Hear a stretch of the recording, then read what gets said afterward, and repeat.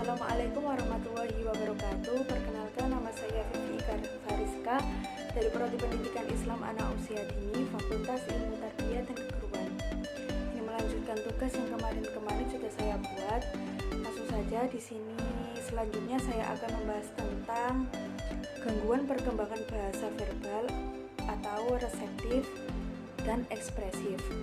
Gangguan bahasa reseptif atau ekspresif adalah gangguan komunikasi di mana area komunikasi reseptif dan ekspresif dapat terpengaruh dalam tingkat apapun, dari ringan hingga parah. Anak-anak dengan gangguan ini mengalami kesulitan memahami kata dan kalimat. Gangguan ini diklasifikasikan berdasarkan defisiensi dalam perkembangan bahasa ekspresif dan reseptif yang tidak dikaitkan dengan defisit sensorik, defisit intelektual nonverbal, kondisi neurologis, deprivasi lingkungan, atau gangguan psikiatri. Penelitian menggambarkan bahwa 2% hingga 4% anak usia 5 tahun memiliki gangguan bahasa reseptif ekspresif campuran. Perbedaan ini dibuat ketika anak-anak memiliki masalah dalam keterampilan bahasa ekspresif, produksi bahasa, dan ketika anak-anak juga memiliki masalah dalam keterampilan bahasa reseptif, pemahaman bahasa. Mereka dengan gangguan bahasa reseptif campuran memiliki asimetri anatomis kiri kanan normal dari planum temporal dan parietal. Hal ini disebabkan berkurangnya spesialisasi fungsi belahan kiri untuk bahasa. Jika dinilai pada skala kecerdasan orang dewasa Wechsler, misalnya gejala gangguan bahasa reseptif ekspresif dapat ditampilkan sebagai skor yang relatif rendah untuk informasi, kosakata, dan pemahaman. Jika seseorang mengalami kesulitan dengan jenis konsep tertentu, misalnya istilah spasial seperti di atas, di bawah, di sini, dan di sana, mereka mungkin juga mengalami kesulitan dengan aritmatika, memahami masalah dan instruksi kata, atau kesulitan menggunakan kata-kata sama sekali. Mereka mungkin juga memiliki masalah yang lebih umum dengan kata atau kalimat, baik pemahaman maupun lisan.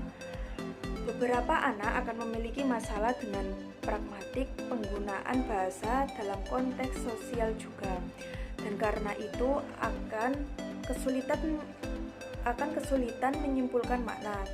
Selain itu, mereka mengalami gangguan produksi bahasa spontan yang parah, dan karena alasan ini mereka mengalami kesulitan dalam merumuskan pertanyaan. Umumnya, anak-anak akan mengalami kesulitan dengan morfosintaks, yaitu infleksi kata. Anak-anak ini kesulitan memahami dan menerapkan aturan gramatikal, seperti akhiran yang menandai bentuk kata kerja, misalnya ed atau dibaca dengan ed. Kata kerja tunggal orang ketiga, misalnya menurut saya atau menurutnya. Bentuk jamak misalnya s. Kata kerja bantu yang menunjukkan bentuk kata atau Miss was running, is running, dan dengan determinus the. Selain itu, anak-anak dengan gangguan bahasa reseptif ekspresif campuran memiliki kekurangan dalam menyelesaikan dua operasi kognitif pada saat yang sama dan mempelajari kata-kata atau morfem baru di bawah tekanan waktu atau saat permintaan pemrosesan tinggi.